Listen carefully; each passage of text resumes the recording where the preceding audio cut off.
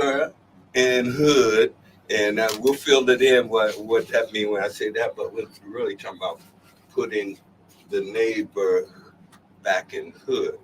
And this ain't new. This got some history to it. And we're going to talk about that and what was the inspiration for starting it and where we are today. A long way from the first time it was when you started it. And so, again, I just want to say we're glad to have you, Fajri. And, make yourself at home. You don't have to raise your hand. You can push back on us. You can interrupt us. You can bring the voice you use when you know that when you want people to know what you're saying. Well, you know what to do, and you can move this mic any way you want. That and so that be up close to you. And with that said, again, welcome, bro. It's good. It's always good to see you. I probably don't see you enough, but whenever I see you, it is always good. Well, praise be to God. Peace be unto you all, and thank you so much for having us here. It's an honor. It's been a while since I've been on WUFO, but we go all the way back to the South Street days, and still working hard, still working strong, and being involved in the community. So I'm honored to be your guest here today. I am pleased, and I'm pleased because I got the Austin and Latasha here, the Martins, and which we always are. And he'll get a chance here. This is got a lot of history sitting across from us and a lot of action. Also, before we get into it deeper, still coaching? Just finished coaching at Buffalo State. It was 19 years at the head men's basketball coach. And, prior to that, the old Turner Carroll High School, I coached there for about 15 years. So it probably was almost 50 years if we had started adding this. Hey, listen, you know, launched a lot of ships and gave them a good board from which to go forward, whether they go sports or any other direction, because your stature alone and the presence of what you bring is wholesome all the way around, whether you're doing athletics or whether you're doing your everyday, just being you and in your leadership. So it is great. Well, I'm going to shut up and let you tell us a little bit about the history of what led to this event and anything else about that. And we'll have some questions along the way, and it's going to be good. Well, thank you. Well, it first started, over 30 years ago. I was became the Imam of the mosque, and Buffalo has a long history, and we evolved from the 50s. It was the former Nation of Islam to number 23, and then we evolved and became the mosque, Masjid. We were in several locations. Actually, wasn't on Broadway originally. 512, the old theater, was one of our sites. We were also in Sycamore and Michigan, which is a house now. It used to be an old Blue Point Supper Club. We were there, and then we were in the Town Gardens Plaza, and we moved our way up on Fillmore. So we've been at 1373 at corner Fillmore, Utica for about over 30 years now. Wow. And so once the transformation came from the leadership of the former Honorable Elijah Muhammad to Imam W.D. Muhammad, he wanted us to reach out further, to broaden our reach to the community and to work with all good people. Too often we get in our faith, everybody kind of get a little self-righteous, and it's my way or the highway, and we spend more time debating rather than doing the good works. That's right. So one of the challenges he had was try to build model communities. And when we first moved over to Utica and Fillmore, it was getting towards the latter ends of the crack epidemic, a lot of drugs, like gangs and violence going on. I remember when we first moved into the building, so you didn't know if you were going to be dodging the bullets, and they had this thing about for some reason they had to big into egg fighting. They were in the summertime, they'd be throwing eggs, and so you don't know if you're gonna dodge an egg or dodging a bullet. But it struck me that, boys in the hood and so hood became more like a badge of honor. And in some way, okay, you repping your community. This is where I'm from, which is nothing wrong with that in itself. Right. But the hood connotation was more of a thuggery, negative. Yep. Yeah, that's right. And so it wasn't really promoting being neighborly, looking out for one another. It was one, they didn't have to just look out for another on the honor of violence. We can look out for one another in good things. So that's right. So the concept was to put the neighbor back in the hood, and Buffalo had a connotation, has a noted for being city of good neighbors, and we felt we kind of lost that. And so we first started. The first year was, I think we started the parade a little earlier than what we would do now. Yeah, it's gone through some changes for sure. And we had our good brother Jomo and African drummers, and we started going zigzagging through the blocks and putting in, and the drums. So everybody was looking out the window, but what's going on? Yeah. And then they started reading the signs and the banners, being neighborly and respect and wanting for your brothers and sisters what you want for yourself. And then they actually started applauding us, So we've been doing that now ever since for 28 years now. And this is the first year that we kind of expanding it to making it more of a citywide concept. So in the past, it's been primarily in Utica, Fillmore, Box Avenue, French Street, and a few blocks in between. That's where we did our walk. But this year we want to expand it and to acknowledge good community neighbors, and then also to connect the neighbors with the viable resources that we have to give them information that would be beneficial to them. I'm telling you, it's the event is really inclusive of everyone, even those who live in the neighborhood. Get out. It means get out and enjoy, and let's do what used to be done. People used to be neighborly, used to look out for each other. When you hear people reminiscing about some of the old days, how every mother was your mother, every adult you had to respect and stuff. Well, there were some days when we had some days when that you could see that really in play, and every young person knew you needed to be careful what you're doing around adults because you didn't know who knew your mother, and even if they didn't, they'd take you to task. And that's our community caring in my mind.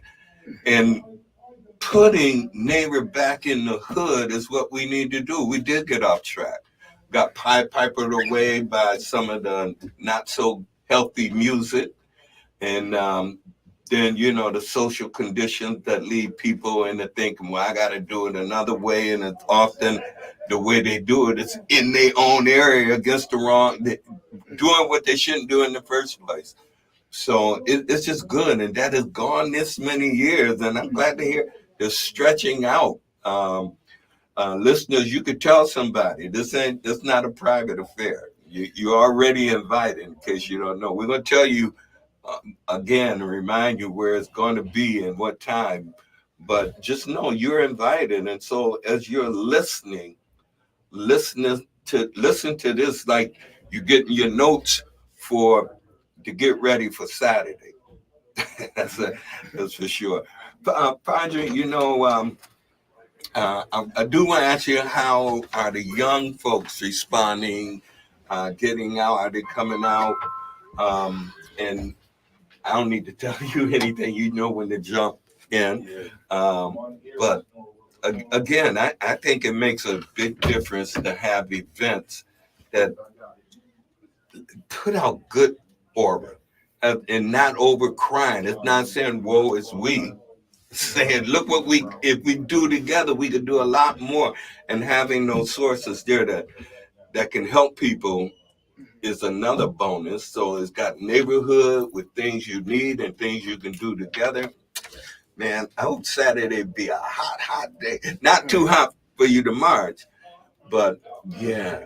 Well, we've been blessed. We haven't in 28 years. We haven't been rained out, so we've been blessed and keep it going. So that's God's mercy on us.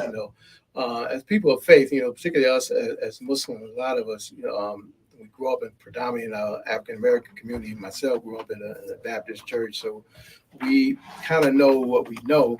Yes, Then indeed. what we don't know, we sometimes we get suspicious, and fear is the absence of knowledge in many cases. So we fear one another because we don't understand one another, don't know one another. So we can't just get locked into our places, houses of worship, have a good time, and then the people right in our neighborhood, the community don't know us. So one of the questions that was asked, Prophet Muhammad, peace be and blessed be upon him, he was simply asked, what is Islam? What is your religion? And the person was waiting for this real deep answer, and he simply said that feeding the needy and greeting those you know and those you don't know. So that's the premise of what we're saying. Greet people. When you move into the community, you don't know one another. Everybody has a story. Everybody has a background. And God is a judge and saying who had a harder time or not. And the harder time and maintaining faith, and the greater the blessing will be. That's right. So it's not a matter of judging who had the harder time or not, but everybody has a story. And everybody should be respectful of whatever each other's stories. But when we greet each other and get to know each other better, we find that we have a lot more in common. So this year, we focus on some key areas: education, business, health, government, culture. So we are looking to this is the first year that we're doing a citywide. So we asked our council representative from each area to nominate a couple of neighbors who they would feel lead in the category of being good neighbors. And it could be in any of these categories, but we all know the unsung heroes. That's right. People on the block who still look out, as you mentioned, for one another. When your house is, you're going away or whatever, a little vacation, you know that somebody got your back. They're going to look out for you. They'll put their garbage out for you. Or that person who might drive the senior to get their prescription, make sure they're going back and forth to the stores safely. Yeah. These are a lot of unsung heroes, and every block pretty much have people like that. Yeah. And most of the people, they're not really looking for accolades, and they're not really looking for attention. But what we like to do is just acknowledge them. Not so much that they need it, because they know most of those people, their trust is in their Lord, and they're good with where they at. What I think is important to promote them, to number one, to let people know that type of neighbor is not totally gone, even though the negative one is more promoted. But we still have people like that. And in fact, if we really had to weigh it out, I would say that most of them are good. Yeah. I think they leave get the most attention. Yeah, they leave. They not only lead, they have a great impact on young people. I'm thinking, as you say, for folks to think about nominating that kind of folks who had that aura. Listen, they don't have to be old. I mean, there's some young folks who do things on block that amaze people. Say, that kid, every time I see him, he when he go down the street, he pick up the garbage off everybody's lawn, or he, doing something good. Oh, I love that. I love that factor of community. See, you in it. You in it for a whole bunch of reasons. Man, like that. And I think it's really interesting to me to hear this, because I always say, as a young person, I feel like the reason why a lot of the times the youth, it's like we're going to such extremes, is because we're doing our best impersonation of what we think our parents were doing, right? So when you say like hood, put the neighbor back in hood, well, originally, like those words were together. Like when you think about things that run rampant nowadays in the youth, like gangs weren't just to get money and they were for protection. Like these are really people looking after their area. When they say rep in my block, like this was because these were my people I felt responsible for. But we've lost that. We've just seen the extremes of it. We just see the cars and the the violence, and we attract to these things, and we don't understand really what, like you said, a neighborhood looks like. And so I think this also provides a really beautiful chance for younger people to say, when we talk about the Buffalo that was, because as a young person, I hear it all the time. Buffalo, man, when I was younger, man, you walk down Broadway, it was stores all over the place, money all over the place, money in the city, money falling out of stuff. And so to that point, when we talk about the Buffalo that was, that we're trying to return to and even surpass, it's a lot easier when we can see it. And so I think this gives a reflection of the ways that it used to be, saying that I may not know you now, but because you're a part of my city, we have something. We're correlated in some way. And so I think it's just a very interesting chance, even for a young person like myself, to see what we should be doing anyways. Yeah, it's action oriented too, because a whole lot of people got to rap, but they ain't got no action behind it. They got a good rap, and they go, oh, what are we going to do? We need to do, and then they don't be doing nothing. So here's a chance to put it all together, have the rap and the action, and that's what putting the neighbor back in the hood, neighborhood. You dig it? Hey, assalamu alaikum. All right, start off with that as well. I have been part of putting the neighborhood back in the hood. When a brother calls me out, when the mosque calls me out, I'm there. I received an award from them as well over the years, and I participate in a parade. People don't know that there's a parade involved with this piece. It's a collaboration of not just Black folks, but anyone that lives in the area of Western New York comes out to participate in this event. Then there's a basketball tournament, Lil Mylan does every year, and it's collaboration. The community comes out, the same community that was labeled the worstest in New York State at one time. They actually have Box Street and those streets as notorious streets. Y'all listen, Box in French? Yes, and with that being said, they had it mapped out, what it was over poverty and gang violence, and you were talking about crack cocaine. It was powdered in on the block. Mm-hmm. Mostly wasn't in that stage of making it into rocks as we see now, like New Jack City.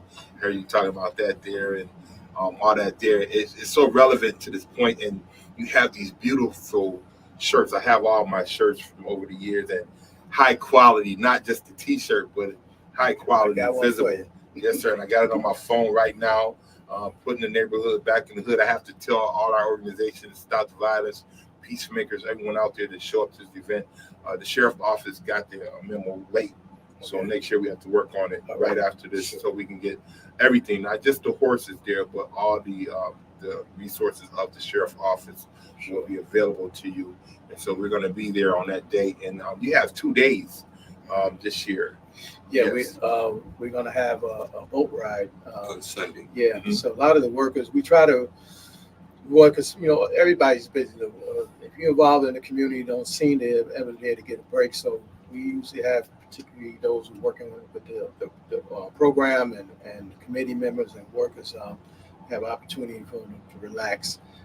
So we go on a Miss Buffalo boat ride, and again, to make that just a community time to wind down. A few hours on the water is very peaceful and relaxing. And again, it's fishing yesterday and witnessing all the stuff that's happening downtown. Down in the canal site and all that. But I have a question for you, because do you guys own your building on Fillmore? And yes, and that's Black entrepreneurship all the way through. And I see the resources that you have there, renting out space. Senator Kennedy has his office there. When it's time for elections, Leslie Howard office is there as well. You have a business there. The name of the business there is called what? It's been there over the years. Ansari fragrance. Yes, fragrance and all that there. So, and then you're entitled to some grants that came through that area, and a lot of folks don't know it was a lot of grants coming through that area, and you apply for those grants there. But you have to put your own sweat and tears in that place. And then being that you're the college professor, the coach. I wish my son would have just stuck with you and played. Shaquille. But the things that you do over there are so great, and as you see diversity happening in the community across the street from you, is there a buy-in with them trying to? Because you got certain Muslims that don't seem to be connecting with other Muslims. It's like black folks don't connect with black folks. Is that happening over there in that area? To some degree, and that's what we was alluding to earlier. You know, you got to get to know one another. You know, Right. the Quran's, our holy book says that God made us in nations and tribes and people, Absolutely. so that we can get to know one another. And He said all of us is made in excellent mold and fashion. You know, so you know, it's the enemy of the human family that wants to try to separate us by our looks, our color, our culture. You know, but the best one of us is the one who's most useful to humanity. That's right. You know, and we got to do more than just dress the part and look. You know, I love seeing James Brown picture in there. You was talking about, you know, talking loud, saying nothing. That's right. Part of that record, you said like a dull knife, it just ain't cutting. That's You it. know, it's talking loud and It's saying saying nothing. They're telling the age a little bit. Hey, listen, you know, Fajri and I go back. We served together on network of religious community, the board the board of governors on that, and that stuff needs to come back. Is it still around? Well, because it was a gathering of all the different avenues of faith. Yes, and I mean beyond what is in some people's mind the more traditional, right? When they think about Groups. Christianity and Jews, and even when they think about Islam, they think too narrow. They sometimes think singular. Right. Like you got some Christians that think they're the only Christians, and they got many flavors of Christians. And you know, whether it's Presbyterian, Baptist, or Methodist, or whatever. But the work that I know that Fajri was doing is always been that about the harmony among people. Humble man. And that is why so many people honoring one. When he's around, you can tell when whatever is going down, that's his image is one of no nonsense, easy to get along with, respectful. And if we can do things to make things better, he's down for that. And you know, that reflects not only out of him, but that also goes into anyone who I know myself is another push forward to stay in line doing what we do to make things better, to model the good behavior, because all that other stuff is a mirage that people are following. That ain't how we live and how we wind up becoming a sustainable community. It's in us helping one another. Look, grandmothers and grandfathers know. Grandmothers, when they cook, feed any baby, help another family. Guys, and I grew up when the men were working, whatever they did, they have a little over. Somebody else in the community is getting it. I could go on any day. I could go to anybody's house and have dinner. They don't have to act. In fact, they'd be saying, "Jimmy, come in here. Do you eat yet?" "No, I'm going to eat something before you go." Yeah. Make you eat, you know. And I'm like, "That's put in everywhere back in the hood." Well, to get back to the question in terms of new groups coming, because like in our neighborhood now, it's a large Bangladesh community. Yes. Now, I grew up. I've been in Buffalo most of my life. Right. All my adult life. I came here to go to college at the University of Buffalo as a teenager. But I grew up in Queens, New York City, and a lot of the Bangladesh community moved up here from Queens because when I watched there, it's struggle and the cost of living is extremely high. So it's much more beneficial to come here. They probably get twice as much space and paying half of what they're doing, and they working. So at service now, because of location, we have stores there, so we're getting a huge influx to our service on Friday, to the point now we're probably outnumbering us because there's so many mosques now in the city. People have options to go to. That's right. But we find, some of your own neighborhood people grow up where they go for convenience. It's sort of like I kind of equate it to when you're in your own small neighborhood church and then somebody get the mega church and everybody go to the church and leave your own neighborhood. To the big house where they don't see you. But we are working with some of the business leaders, community leaders, and once you get to know, again, everybody has a story, have a background, but many of them come over here with the same stereotypes and negativity about us as African American community. So I let them know, you my brother in Islam, my father in Islam. Mhm. You may have more generation than generation, and you may Jeez, verse in the Quranic Arabic language, but in terms of understanding the application and the principles Yes. of the faith, that's what we in. So Yeah. just to come here, and we spend a lot, because we put a lot of But I see legacy them into lock our it down. community. I see them coming in the neighborhood. What is it called? ED? What is your when they take over the Eid. the Eid? The Eid. holiday. And our community is left in the dark about it. Even if you're not Muslim, you just why are all these people here? Why is because they're doing business and making sure that business is sustaining itself in the community. And then we had the cleaners on the corner, which I thought that we were there as peacemakers protecting that corner for this white lady that's been in our community for years. She was foundational in there, and then she ended up selling it to them. It's like a slap in our face in our community when we don't give black folks in our own community have an opportunity to buy something, and then they turn it not into a cleaners but into a storage place. And I'm like, wow, this is what it's about. Are they really looking at our culture, or are they just working on their own culture? Not like your place that's working in our community, whether it be legislation, whether it be government, whether it be community. Your place and your business put in the neighborhood, back in the hood, is what is designed to be the model. Well, it's unfortunate after the cleaners have so many years and obviously got a lot of money from a lot of community members, but we didn't have no idea when it was being sold and to be put in. But to tell you quickly on the Eid holiday. So Muslims have two major holidays. One is at the end of Ramadan. That's the fasting period. So that's the Eid al-Fitr. That's really a victory for the individual who control their discipline of going through the fast. And then the Eid al-Adha, which is the larger of the two Eids. And people all kind of know because they shut down all the stores. And then I tell them, I said, you can't just not educate your neighbor. You're blocking their driveway. People can't get around. And see, the Eid al-Adha is commemorating the pilgrimage season to Mecca.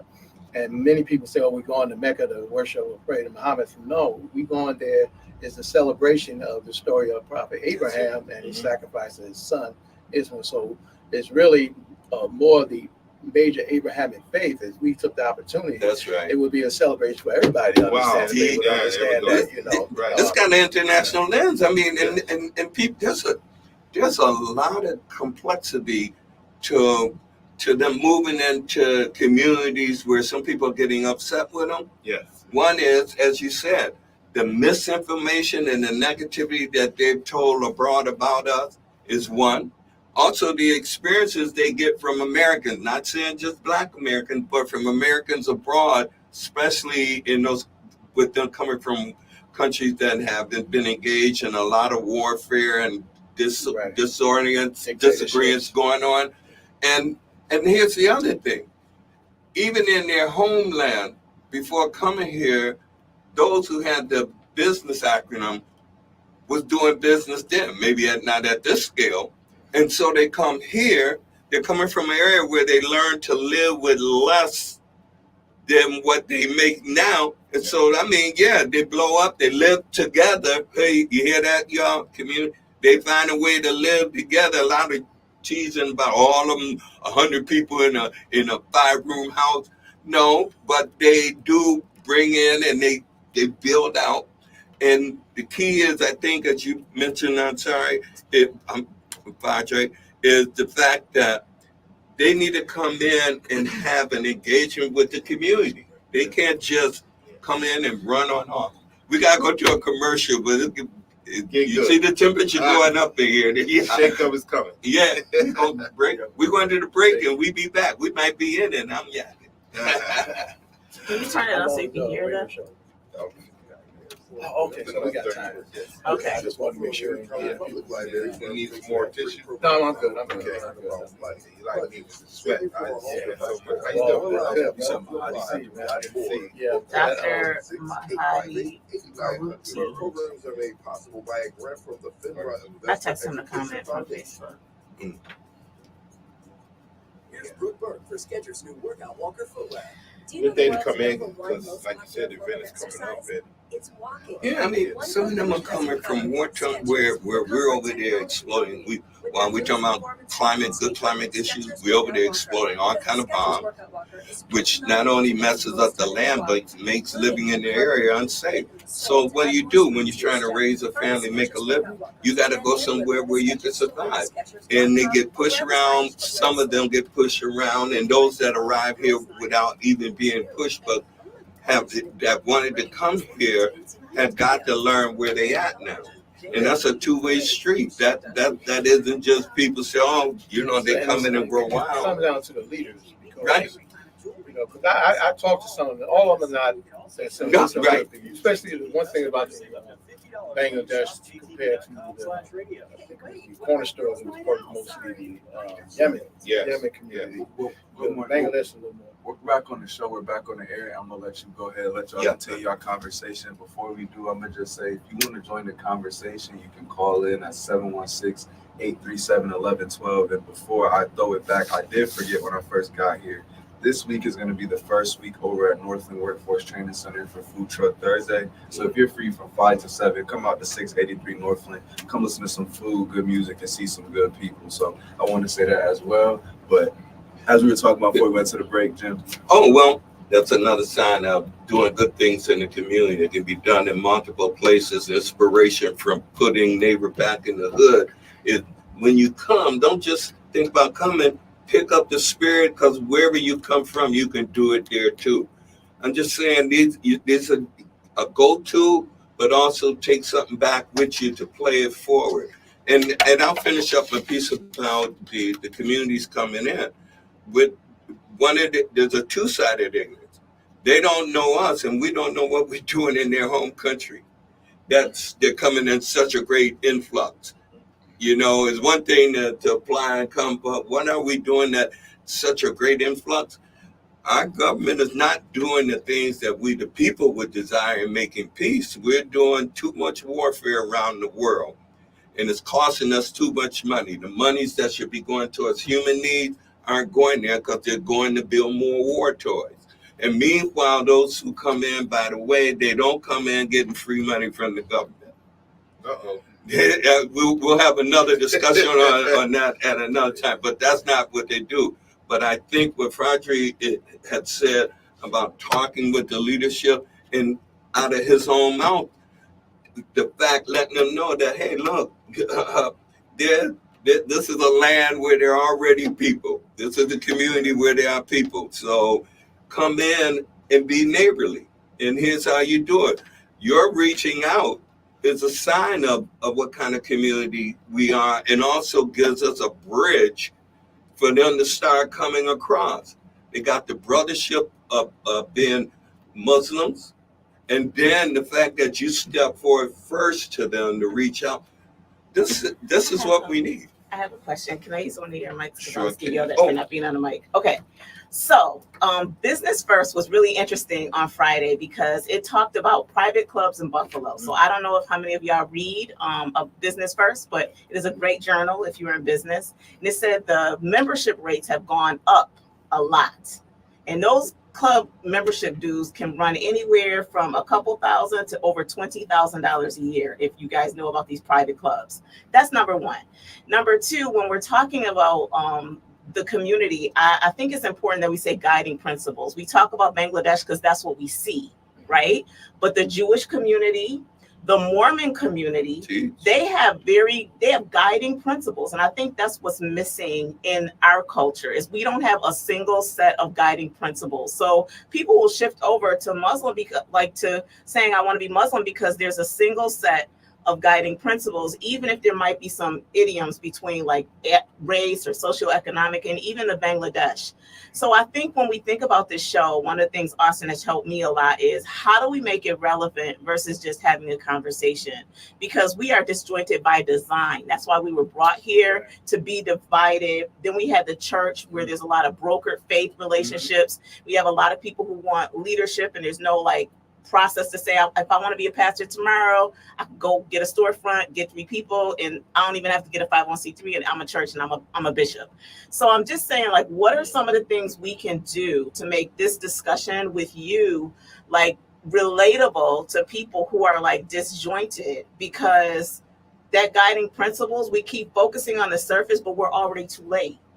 So, like, I didn't realize what happened with the Mormons until I had one next door to me. And when they moved in, I was like, what is happening here? They came from another state, but they have these cells that they manage over, and there's a responsibility. So when they moved in, the owners didn't have to do nothing. It was a truckload and a group of people moving them in an hour.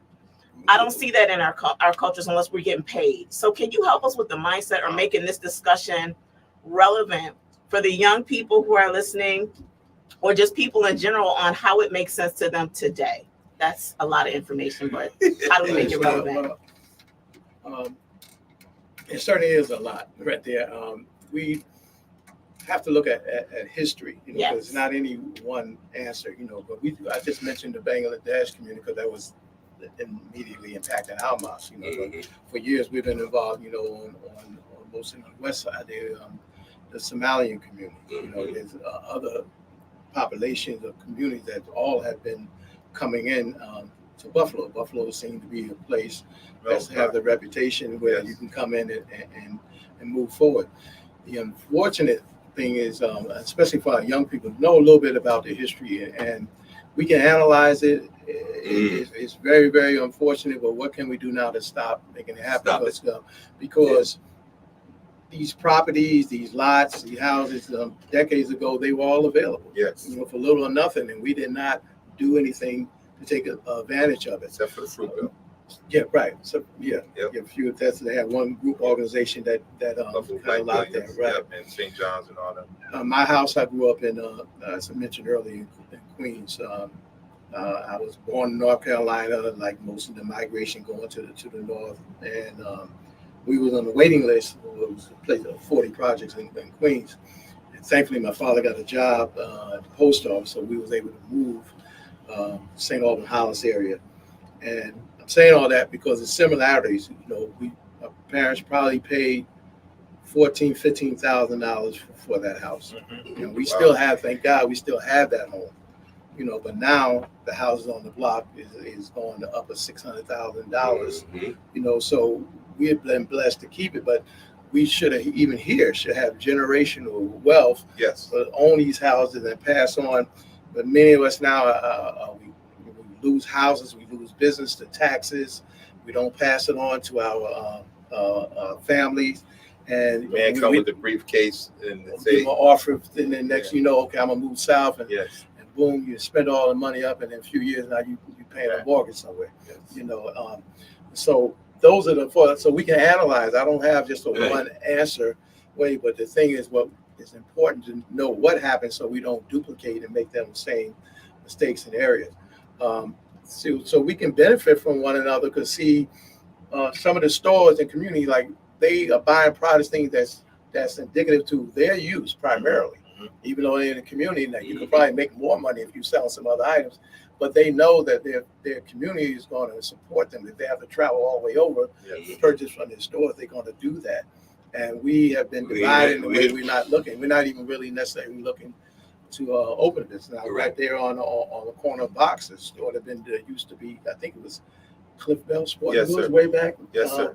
So now that's been Cleaners at one time. Look at on down the street from the Coasters and on the gas station, and a lot of them are not getting bought out. They're selling their properties. They want to sell it, and we don't get the information and make it seem like sometimes they go, oh, look, they don't bought it like they did something bad. But I love what you asked, and here's what it raised in my mind when you asked that, Latasha, is that all the faiths practice, espouse the way how we should be living as people. The problem is that the people who are in these hospitals, these faiths, which is like a hospital, some of them are not taking their medication, which is the word and the principles that get established. And here go my little pinch point. Somebody gonna get mad at me, maybe. Yeah. So as we look at the Islamic faith, Jewish faith, and some of the others where the people kind All of in walk line. right in the margin like they seemingly should, it raises the question, what's going on, Christian? So I wouldn't You say know, you Christian. got I would principle. say How could you? I wouldn't. Hold on, let me get the mic. Yeah, So the thing I is, and I'm just, and I'm a really, somebody gonna call and yell at me. Uh-oh. I wouldn't even say Christians because I have been a part of evangelical Caucasian dominant yes. organizations, and it is strategic. You don't just go get a storefront and say I'm a bishop. You go through a process and they will support you. They literally will support you for success for the mission that's connected to the word of God. In our churches, I feel like it's one of these things that like Whoa. it's so much bigger than the thing that's in the book. It's a mindset. Like I remember going to a church and he said, we don't talk about tithing because we're supposed to be a cheerful giver. And one Sunday I saw them collect $45,000 beyond the tithe. I ain't never seen that in one of our churches. Now, I'm not saying it doesn't happen, but it was intended to go as a pass-through. Every dime of that was going to a specific project for missional work. Not one dime was You're staying right. there. You're right. Fund. Just It recently. wasn't the building fund. It was a community. Just right. recently, when the the bigger Muslim association here had their annual dinner, I'll call it, and one of the things they did in the before the annual dinner, when they had a meeting, and in the meeting was just folk, and they asked for people. They had the project that they wanted to support. You're talking about $45,000. That means they started off with people raising their hand that were giving $20,000, then the ones with $10,000 and $5,000, and of them, it says something about you Well, can't. it's our money. First of all, let's be clear and what we're talking about here.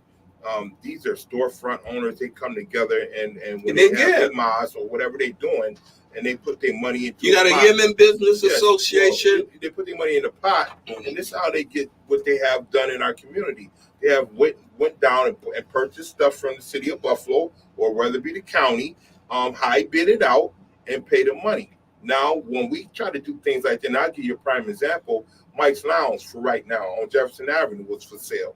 And I mentioned that if we would have put a garbage can out there on Fridays and said everybody put some money in there, we could have bought Mike's Lounge ourselves and turned that into an incubator or whatever we do. We see opportunities happening in our community and we complain about it until somebody else owns it.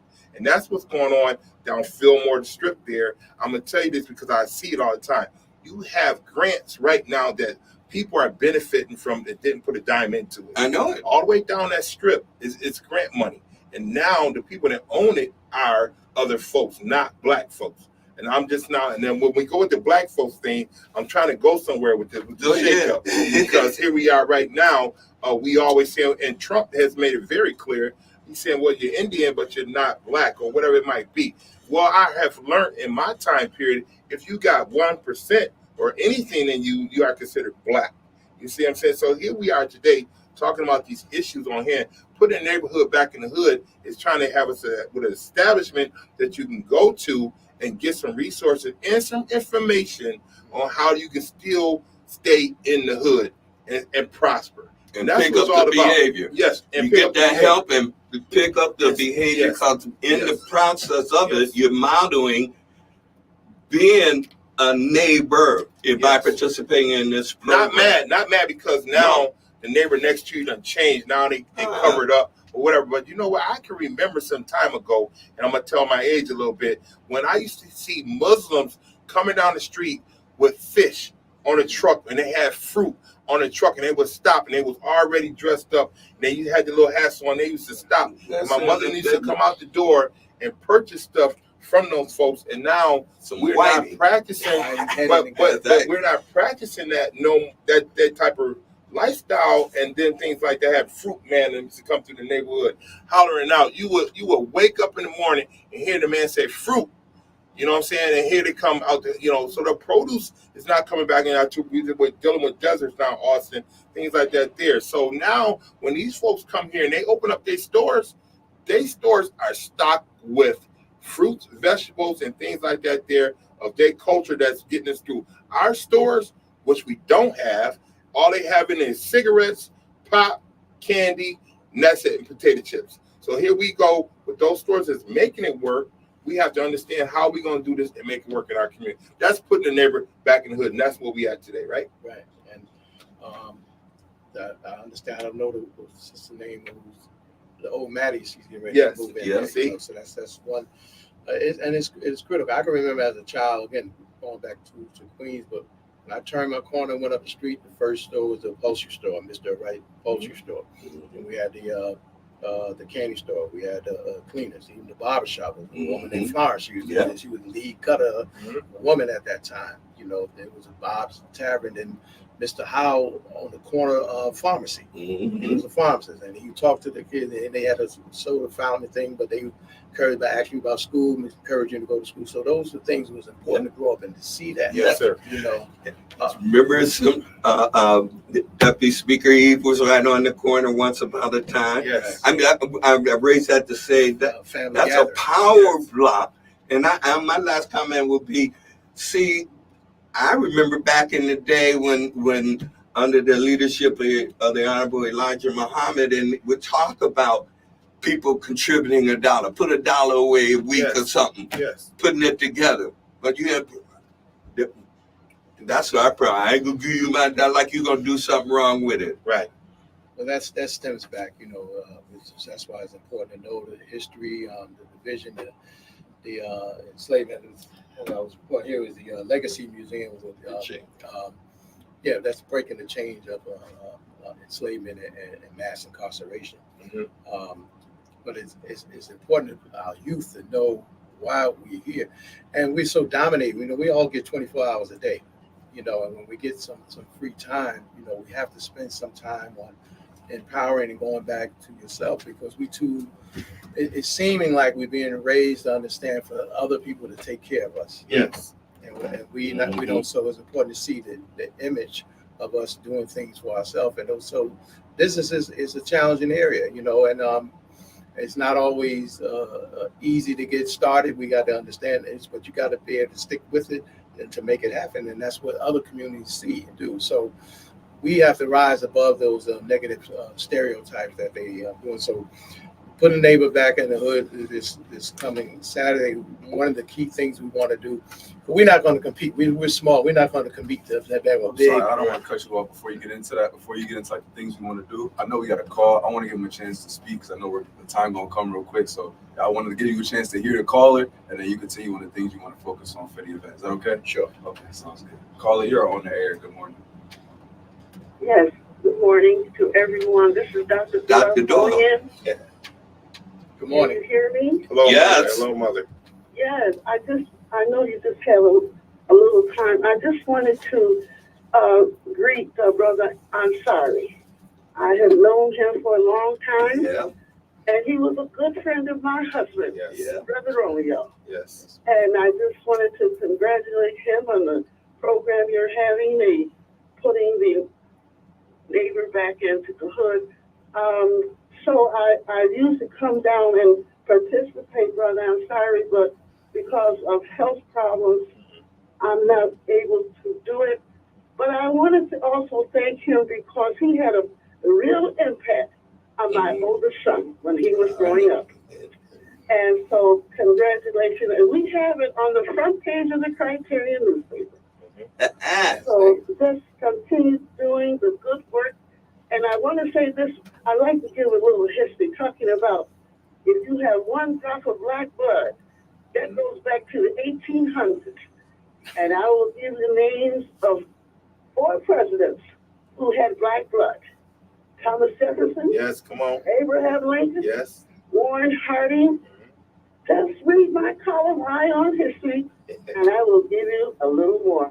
Amen. Thank you so much, brother. Now I'm getting ready to get a woman president.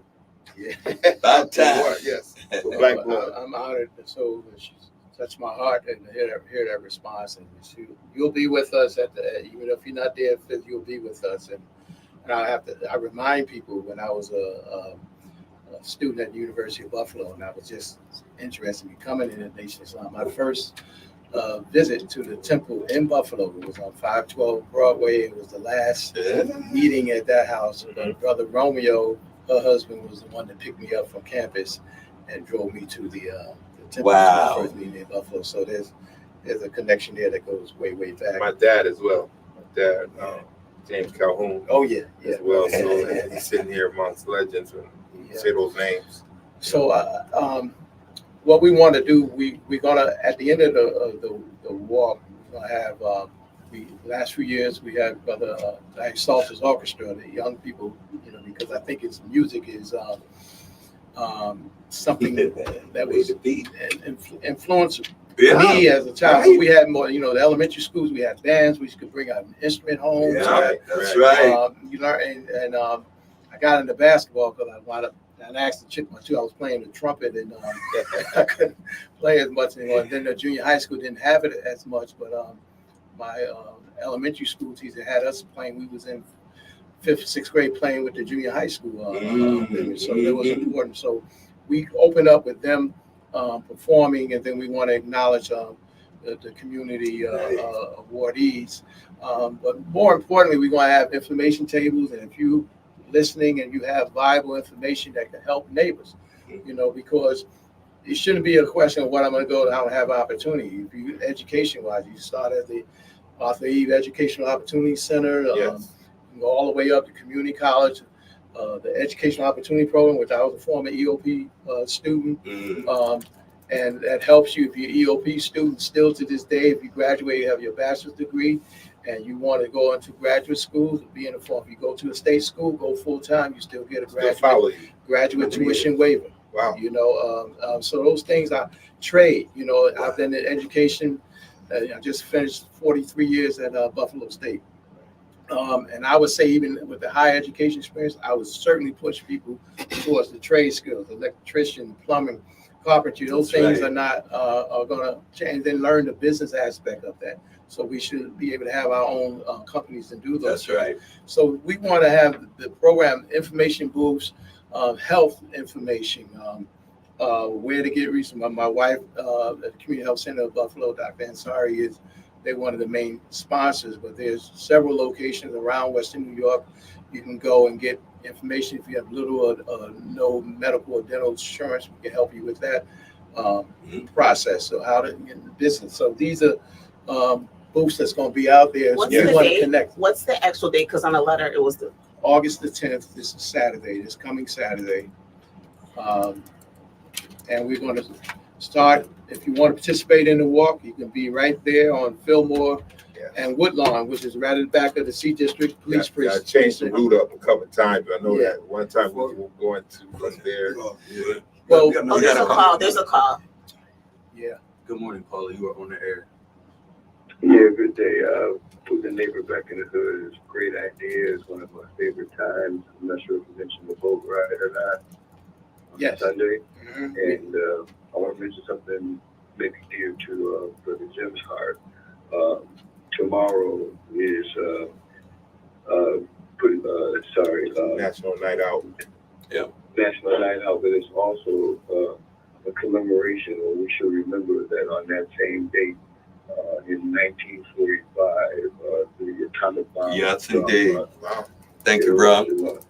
And people need to remember there were 70,000 people killed at that moment, and we have a great thing going on right now where there's more than 40,000 who have been killed, and we have So I just wanted to say we got to put the neighbor back in the hood and put the neighbor back in our hearts. Thank you. Brother Kamal, Ashe.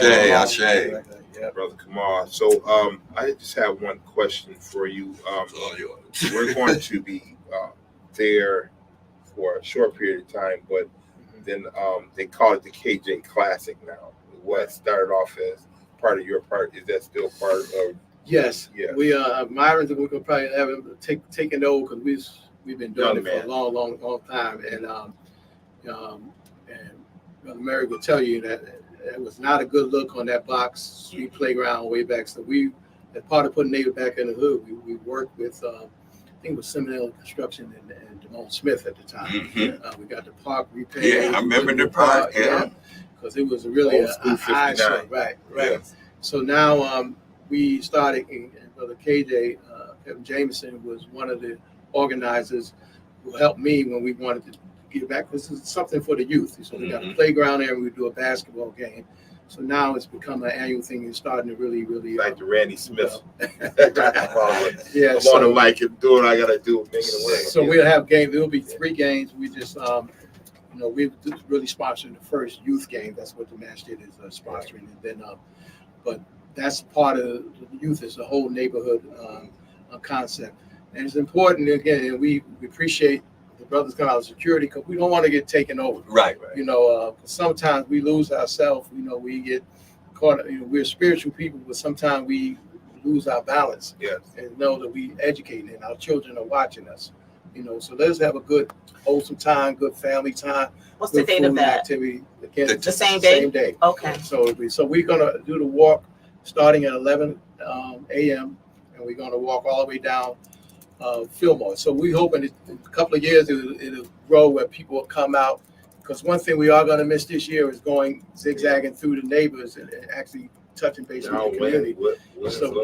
So we're gonna walk all the way down straight Fillmore. Sit this in the year. grass when you get there. And we're gonna be at the park. We're gonna have some bounce houses. We have a little entertainment. But main thing we're gonna do is try to build allegiance and make connections with community resources that can help neighbors. And we want it to become an ongoing thing. So we want to be able to contact our network. If the seniors need something, they're not able to, because everybody can't just call City Hall and get through. So sometimes we want to be a link for you to help you with that process. I'll bring some voter registration form. We know that's on the issue. We didn't talk too much about it.